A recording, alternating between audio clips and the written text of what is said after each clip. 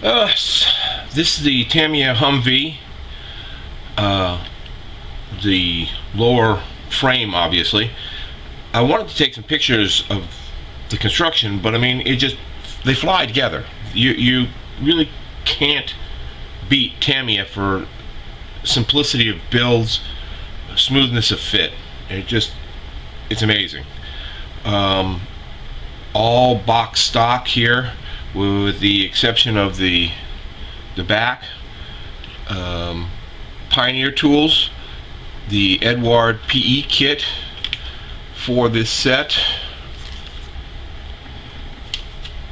had some beautiful little parts for the back of the Humvee, and there'll be more coming inside. I actually, once I started building it, I remember putting those Pioneer tools away, and the clamps and how much of a pain in the neck it was brought back some interesting memories.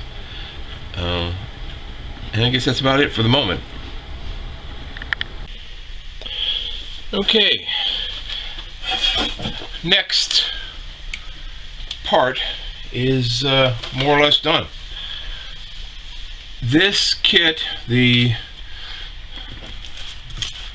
Edward PE set for the Humvee, had a monster amount of PE in it. I'm talking, this is probably one of the most comprehensive PE sets that I've tried so far. The stuff is absolutely beautiful when you get it all in place. Yeah, you can tell I'm a modeler though. Most of it's going to be covered up and can't be seen. Hatches closed and all the things that happen when you build a model. Somehow, I don't know which way that goes. Let's go like that. I haven't glued that in place yet. That might be glued in place, so it end up like that. But yeah, it's just gorgeous. I mean, it's just all the gold twinkles that just brought back incredible memories of when these things first hit the service. I really enjoyed it. I still have some more work to do before I can go further. The doors in particular have clear windows, obviously, which require more PE to be put over the clear portion. But with the windows part way down, you'd see that the plastic here wasn't painted if I put them in, so I have to wait until I've primed and painted all these pieces before I can go much further with the PE work on the windows. This one was a bit of a goof up, because the white stuff is the color of the plastic turned after the debonder got over. When I put the window tracks in place, they were off, and I had to move them. And the debonder worked great, but unfortunately it kind of ate up the plastic a little bit too, wasn't it? But it's all on the inside, so well, a little bit of spill on the outside too. But so the primer and paint should cover it without any problem. Didn't destroy any of the detail. But yeah, even the hood had some really awesome detail work into it. I've already painted the inside piece the green, because I wasn't sure how much of the spray was going to get into it when I put it in, and the lights had to be put in ahead of the or before I could paint it and everything. I've coated them with the Humbrol Mascol, or whatever they call it, and I think it'll turn out pretty good, because I used a piece of silver mylar for the reflective part in the back of the lenses. I used a punch set and knocked out the holes, which fit perfectly inside. So although you can't see it through the purple of the lens, I kind of like the purple of the lens actually. Kind of gives it a real modern look. If I was painting this thing as a you know, a street version vehicle, I probably would leave it on there just because I like it. Oh, and I also built this in the way I remembered it. When we first got them, they just had the lap belts. They didn't have the full seat harnesses, so they only got the lap belts. And the little white pieces of material that you see inside there are actually scratch-built retractors. They didn't. The PE set didn't have the retractors, so I made them.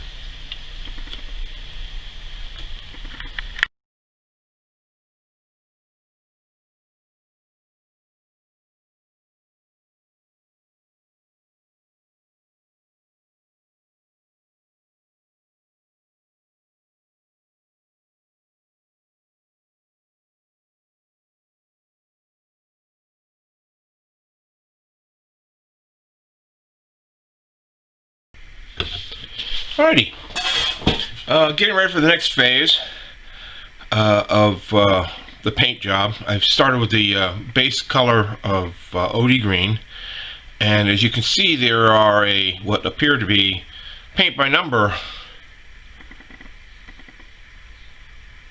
spots all over the, or mostly all over. I still have a little bit to do, but I wanted to obtain as crisp, clear demarcation line between the colors as I possibly could while maintaining accuracy.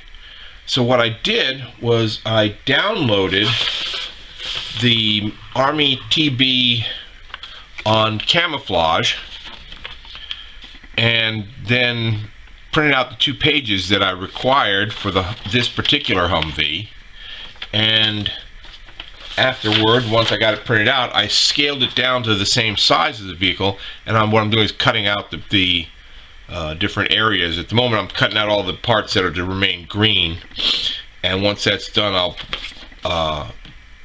and dry, or once it's all done, I'll spray paint it brown, which would be the next lighter color, or next darker color. And when that's dry, I'll then cut out all the spots that would be brown, put those on, and then I'll shoot the black, finishing it off.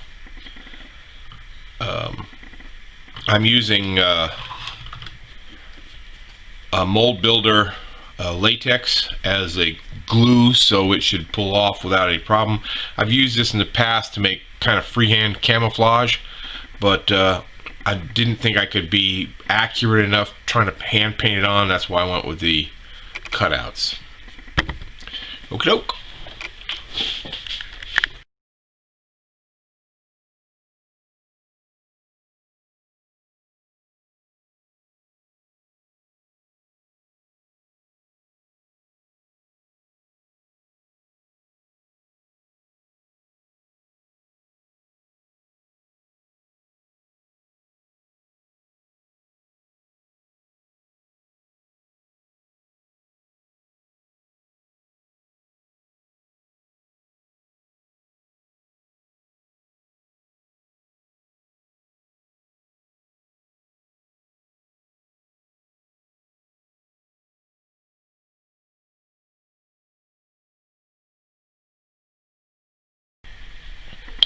Okie doke. Finished up another one. This is the Tamiya Hummv. A lot of fun to build. I went crazy on the PE on the inside, which nobody can ever see, and that's modeling for you, I suppose. It was a lot of fun, as I said. Nothing really scratch built on it. It's a pretty decent model unto itself. I like the fact the tires are actually soft rubber or soft vinyl. They're a really nice little detail to it. I did have some fun with the Mylar with this one. I think this is the best set of headlights I've ever managed to get into a kit. I used some silver Mylar in the back, and then the clear around the lens, and they are, I think, the most realistic looking set of headlights I've ever managed to run into on a model. The kit, or the vehicle, is done up with the MP markings on it. because I was with an MP unit in Fort Ord, the 571st, and I just did it as I remembered them. The only problem I had with this kit were I got some silvering with the decals. I've never had that problem with the Tamiya decals before. They must have been too thick, or I don't know. But the ones on the side of this MP, they silvered up on me a little bit. They show up, and that kind of takes away from the kit a little bit. But overall, I'm very happy with it. Definitely recommend it if you want to build a Humvee.